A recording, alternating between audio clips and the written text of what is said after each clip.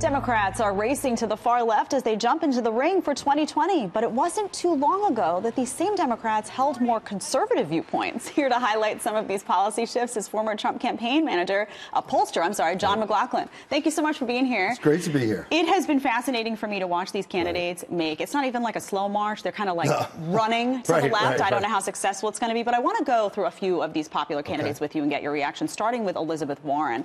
Now, her current positions endorsing the Green New Deal, pledging to reject fossil fuel campaign donations. That was not always the case for Warren, though. Right. And what you have here is a contest, because when I worked for Donald Trump, he had to be the most anti-Obama Hillary Clinton candidate out there to get the voters, because 90% of the Republicans disapproved of what Obama stood for. So now you have the Democrats racing to be the most deranged. Now, Elizabeth Warren, she was a Republican in the 90s, and she used to live in Oklahoma. No. She used to. So she's like, we did a December poll that's on our website at McLaughlinOnline.com, and she only had 4% of the national vote. So that's within the margin of error. She could be at 0. But now to get up in the polls, she has to be the most deranged opponent to President Trump. So you get this reaction among these Democrats that they have to do that. She's actually gotten donations from fossil fuel companies, and now all of a sudden it's the Green New Deal. You know, she's really, the extremist language that she's using in comparison to her former positions is astonishing. And I think the same could be said actually for Cory Booker, because Cory Booker was known to a lot of people initially as a moderate. His current position supporting the Green New Deal. In 2018, Booker stopped taking money from all corporate PACs. This was a guy who many associated with Wall Street for a really long time, and he took a lot of issues with that. And he, at one point, I remember him defending Mitt Romney against arguments that people were making, Romney is a Wall Street guy, and he was appalled by that. What happened to him? Well, he grew up in suburban Harrington Park, New Jersey, not far from where I live. And he basically came on the political scene as an acolyte of Jack Kemp.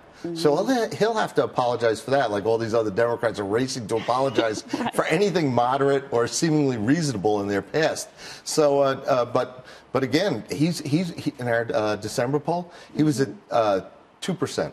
So basically, he's got a way to go. He could be definitely he's one of those margin of error candidates. You get some Democrats are in double digits, like Sanders and Biden. Some of them are in single digits. Then there's the margin of error candidates. He has no national base yet. And then Kamala Harris is another one that always, a lot of people, getting very excited about her. She's very charismatic. She currently supports marijuana legalization. In 2017, she co-sponsored a criminal justice reform bill with Senator Rand Paul, pushing for bail reform. Now, this has also been very much a switch for her in terms of how she was when she was in California and when she was in leadership positions there, is it not? Well, she was the district attorney of San Francisco. San Francisco, yeah. So you can see how that worked out before she became California AG.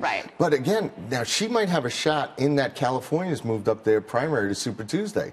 So she's going to have her home state as one of the deciders of who the nominee is going to be. However, she's still in single digits. She's got like 3% in our national poll. This is a woman in the past who declined to support California's cannabis legalization ballot measures. I mean, these are so my question to you is, this is obviously a strategy, right? Folks on the left are feeling that if they shift more leftward, this is going to somehow win them over. They want to run against Donald Trump. They want people to be able to clearly distinguish between them and Donald Trump. But have they gone too far? Are they marginalizing those moderates that may be inclined to vote with Democrats and now are saying, hold on, this is really extreme? Well, the majority of Democrat primary voters happen to be liberals, and some of them are out-and-out socialists. So what they're doing is they're racing to that audience. This is the most anti-Trump audience. They're really racing off to the far left, and trying to move up in that group. But you have, like in our polls, you had like Beto O'Rourke was at 11% nationally among the Democrats, and he's 13% with the liberals, with the majority. And sometimes what works for the primary does not work for the general election. People remember that stuff. Thank you so much for being here. Really appreciate your perspective. Thank you very much.